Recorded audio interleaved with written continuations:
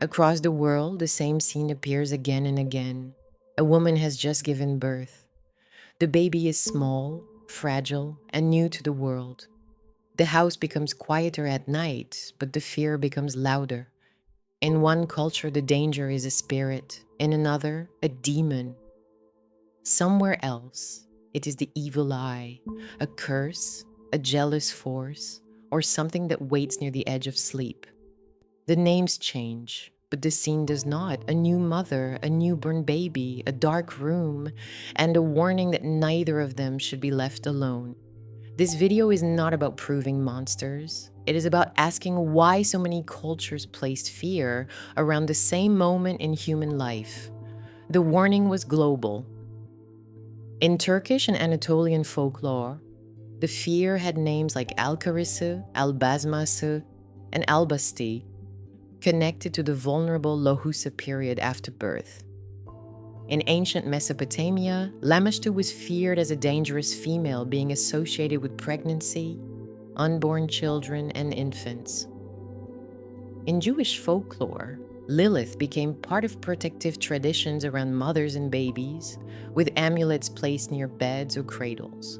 In Greek and Byzantine traditions, Gello or Gyllou threatened pregnancy, childbirth, and newborn life. In Romanian and Banat-region birth customs, the first 6 weeks after birth was seen as a dangerous window, with forces like Samca and Baba Coaja appearing in the protective imagination. In India, Hārītī moved from a child-harming figure into a protector of children, while Pūtanā appeared in myth as a dangerous woman who tried to kill the infant Krishna with poisoned milk.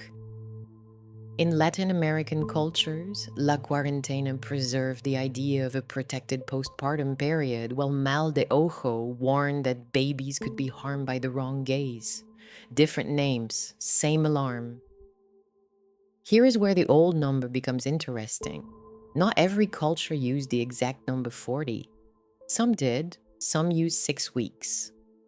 Some had no fixed number at all, only the belief that the first weeks after birth were dangerous or sacred. But the pattern is striking. In Turkish tradition, the first 40 days were treated as a special vulnerable period. In Romanian and Banat-region birth customs, the first 6 weeks, almost the same window, were considered dangerous for mother and baby. In Latin American La Cuarentena, the name itself points to a 40-day postpartum period of rest and protection. Modern medicine does not say that everything magically becomes normal on day 40, but it does recognize the first 6 weeks after birth as a critical recovery window. The uterus is shrinking back. Bleeding and discharge can continue for weeks. Feeding is being established. Sleep is broken. The body is healing, and the mind is adapting to a completely new reality.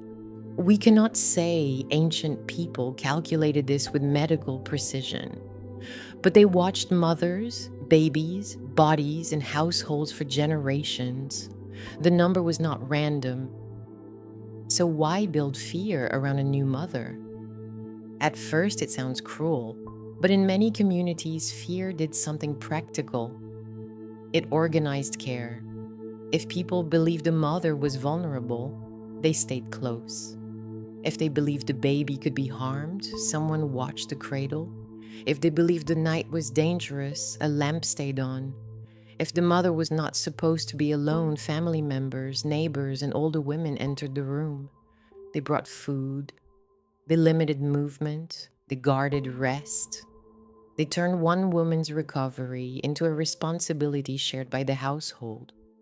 Of course, fear can become heavy. It can become pressure, shame, or anxiety.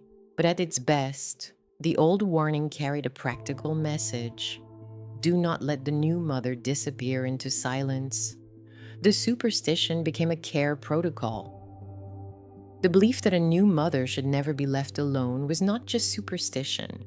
In modern language, it was about social support, sleep, safety, and mental health. Ancient cultures did not always have words like postpartum recovery, infection risk, nervous system overload, hormonal change, or postpartum depression. But they knew the house had to change when a baby arrived. They knew the mother needed food, rest, warmth, protection, and witnesses. They knew the baby needed more than one pair of tired eyes watching over it. Maybe the monster was never the real center of the story. Maybe the real center was the circle around the mother: Alkarısı, Lamashtu, Lilith, Gello, Samca, Hārītī, Pūtanā, Mal de Ojo, La Cuarentena.